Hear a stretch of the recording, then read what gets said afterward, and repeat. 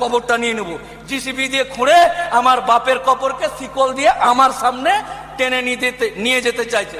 JCB কবরস্থান, বাপের কবর, যে বাপের ঔরসে, যে বাপের জলে তৈরি হয়েছি, আমার বাপের কবর আমার সামনে জিসিবি দিয়ে খুঁড়ে চেন দিয়ে টানতে টানতে নিয়ে যাচ্ছে। তাই ব্রাদার ইসলাম, এই মহা সমাবেশে আপনাদেরকে একটাই কথা বলছি, আপনারা নিজেই আগে জানুন ওয়াকাফ কি, কেন, কার, কিভাবে এসছে আর কি করতে চাইছে।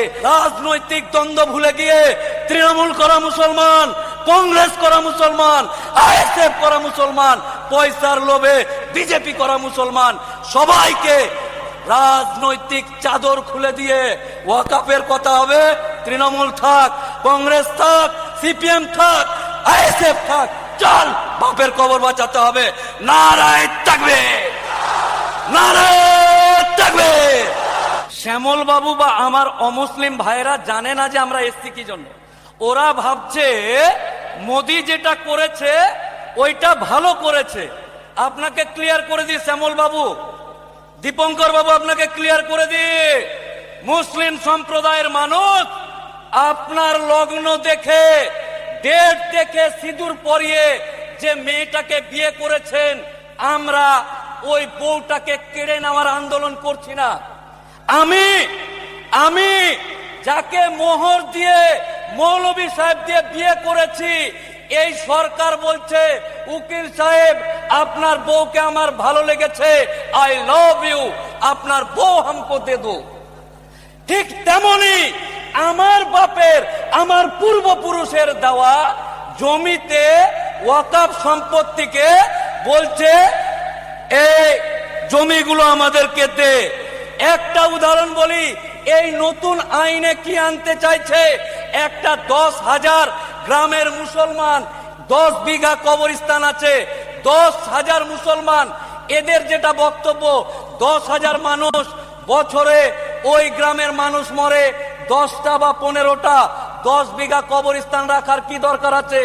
মুসলমান সমাজ, আমার বাপ দাদুরা নবাবের ছেড়ে যাওয়া বংশধর, কবরস্থান নিব চাচাজি, আপনার জমি অনেক আছে, আমাদের এলাকায় কবরস্থান, যে কবরটাতে মাটি দিই জল উঠে যায়, আল্লাহ আপনাকে সম্পত্তি দিয়েছে, কবরস্থানের জন্য জমি দেন। বললো ঠিক আছে, যা নিয়ে নে। তো আমরা নবাবের ছেড়ে যাওয়া বংশধর কৃপণতা না করে কবরস্থান করেছি 10 বিঘার, মাজার করেছি 100 বিঘার, মসজিদ করেছি 600 বিঘার।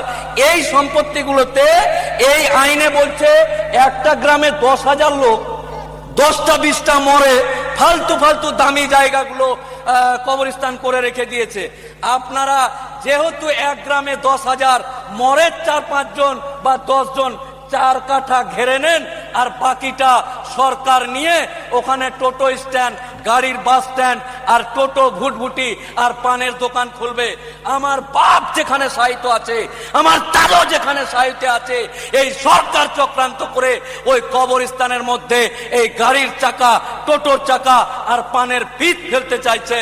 সাবধান, আজকেই দ্বন্দ্ব ভুলে ওয়াকাফ সম্পত্তি, এটা আমার বাপ দাদের মাথার ঘাম পায়ে ফেলে, যেমন আমরা কারো বউয়ের দিকে নয়, আমরা নিজের স্ত্রীকে বাঁচানোর জন্য, নিজের সম্পত্তি বাঁচানোর জন্য এই আন্দোলন করছি। আমার অমুসলিম ভাই সহ ভারতবর্ষের সমস্ত জনসাধারণ, তারা যেন আমাদেরকে ভুল না বুঝে। আজকে মসজিদ ডিএম কে পাওয়ার দিচ্ছে, ডিএম যেতে যেতে যদি মনে করে এই টিপু সুলতান মসজিদটা খুব সুন্দর, এখানে তো মেট্রো হয়ে গেছে, ये মসজিদ হামকো দে দো, গব্বর সিং এর মতন ডায়লগ। মোদির লোক, এই সরকার বলতে চাইছে এ কালিয়া এ হাত মুঝে দে দে। ঠিক তেমনি ডিএম যদি মনে করে এই মসজিদকে তুলে দিয়ে এখানে বাস স্ট্যান্ড করব, তাহলে ডিএম তাদেরকে বলবে কাগজ দেখা। 600 বছর আগের মসজিদ, 1200 বছর আগের মসজিদ, আমার বাপ দাদুদের তৈরি করা মসজিদ, এই মসজিদ নিজের জান থাকতে কারো হাতে তুলে দিতে চায় না।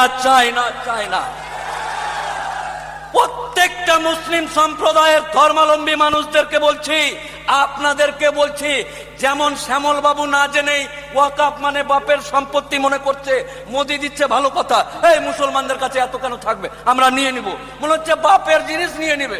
ঠিক তেমনি আপনাদেরকে আমি মোফাক্কেরুল ইসলাম অনুরোধ করে বলছি, আপনারাও গিয়ে ওয়াকাফ কি মসজিদের জমি, ওয়াকাফ কি কবরস্থান, আরে ওয়াকাফের জন্য একটা আদালত আছে, কোর্ট আছে, উকিল আছে, নির্দিষ্ট পদ্ধতিতে ওয়াকাফ আইন চলে।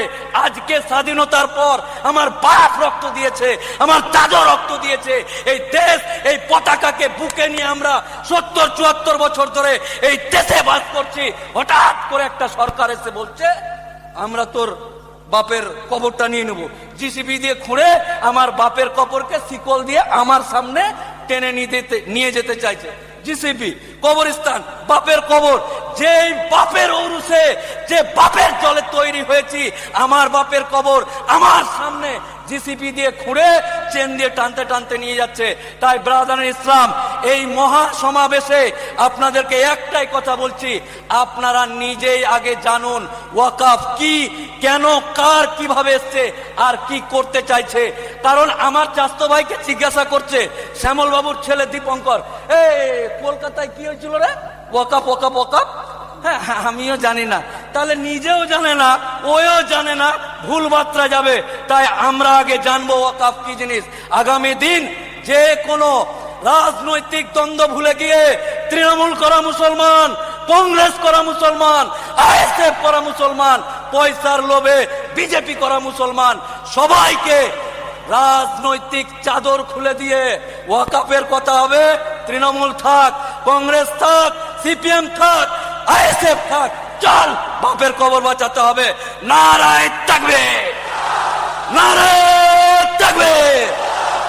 আপনারা সকলেই আগামী দিন রাজনৈতিক দ্বন্দ্ব হবে কিসের জন্য? আমার এলাকার রাস্তা হয়নি, স্কুল নাই, এগুলো যেখানে কোরআনের কথা হবে, আল্লাহর কথা হবে, জাত, কওম, ধর্ম, ভাই মুসলমানের কথা হবে। কোন রাজনৈতিক দ্বন্দ্ব ভুলে গিয়ে আমার যে সমস্ত দায়িত্বশীল ব্যক্তিরা আছে, যেখানে ডাকবে আপনারা উপস্থিত হবেন ইনশাআল্লাহ। কোনো কাহিনী চলবে না, কোনো কাহিনী চলবে না, এক কথায় লাভবাহিক বলে উপস্থিত হতে হবে। সবাইকে আমার ভালোবাসা, শুভেচ্ছা জানিয়ে মহান আল্লাহ তাআলা এই মানুষদের উপর, এই মুসলিম সমাজের উপর যেন আমাদের ভুলের কারণে রহমত না উঠে নেয়, মহান আল্লাহর দরবারে এই আরজি রেখে প্রত্যেকের সুস্বাস্থ্য কামনা করে আমি আমার বক্তব্য শেষ করছি। আসসালামু আলাইকুম ওয়া রাহমাতুল্লাহি ওয়া বারাকাতুহু। শুকরিয়া। আমাদের মধ্যে এইমাত্র উপস্থিত হয়েছেন কলম পত্রিকার সম্পাদক এবং রাজ্য মাইনরিটি কমিশন